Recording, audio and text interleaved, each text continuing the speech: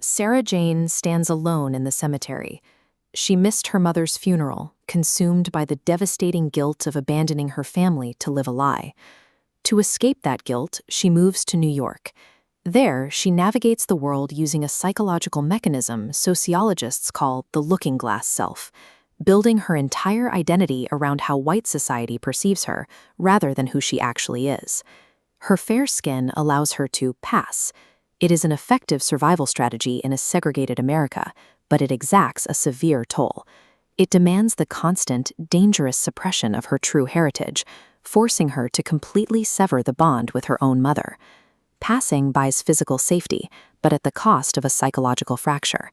The trauma of denying her own roots stays with her, an unhealed wound beneath the surface. Enter Jim Hawkins. He completed 4 years of college and graduated near the top of his class. However, strictly enforced occupational segregation meant the only jobs available to him were subservient, low-wage positions. This original manuscript details their world's harsh boundaries. On their first date at a prestigious restaurant, the maitre d' approaches them. "Jim, you know better," and "Miss, why would you date a black man?" They are publicly humiliated, then forced out. They retreat down a deserted highway toward the black part of town. Here, in a vibrant speakeasy, the oppressive rules of the white world dissolve into jazz music, cornbread, and sudden acceptance. Their connection is forged through this shared exclusion. In finding each other, they've created a refuge, but it's a space built on the memory of the world that turned them away. Sociologist Irving Goffman distinguishes between expressions given, the identity we intentionally project, and expressions given off, the true, uncontrollable emotions leaking out underneath. Sarah Jane desperately projects the image of a peaceful domestic life, but the tension beneath is palpable.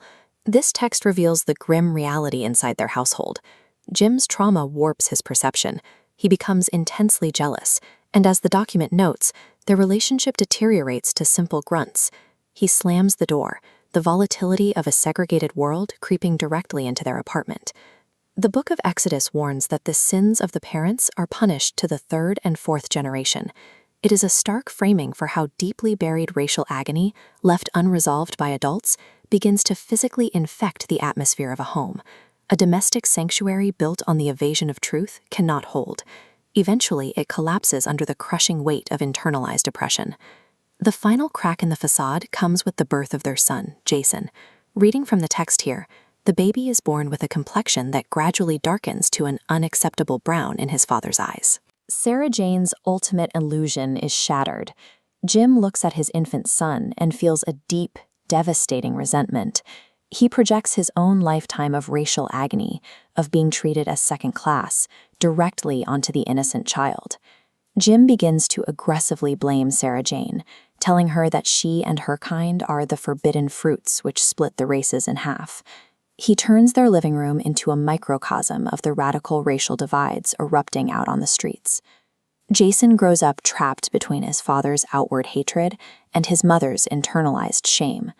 With every passing year, the young boy absorbs the hostility around him, becoming the unwilling recipient of their unhealed wounds. When parents fail to confront their own identity traumas, they unconsciously weaponize those traumas against their children. The cycle continues, effectively guaranteeing the pain is passed down to the next generation. By the late 1960s, the escalating street violence of the civil rights movement mirrors the emotional violence tearing the Hawkins family apart. Jim's militant attitude spills over from his home into his workplace and the streets of Harlem. The first tragedy strikes late one night. Jim is shot during a neighborhood protest. The physical trauma puts him into a coma, leaving him with severe brain damage, a sudden, brutal halt to his crusade. Jason, now a teenager who has spent his life internalizing his parents' rejection, seeks the belonging he never found at home. He dives headfirst into the dangerous, destructive street gangs of the 1970s. The ultimate consequence arrives in the middle of the night. This manuscript captures the exact moment. The phone rings around 2 a.m. A nurse asks Sarah Jane if she is Jason Hawkins' mother. Jason has been shot and killed in gang warfare. The family has reached its harvest. The internal fractures that were never addressed have finally met the violence of the world outside, bringing the cycle to its tragic conclusion. In the aftermath of the violence, Sarah Jane is left utterly alone. Every illusion, every defense mechanism, and every projected identity has been stripped away.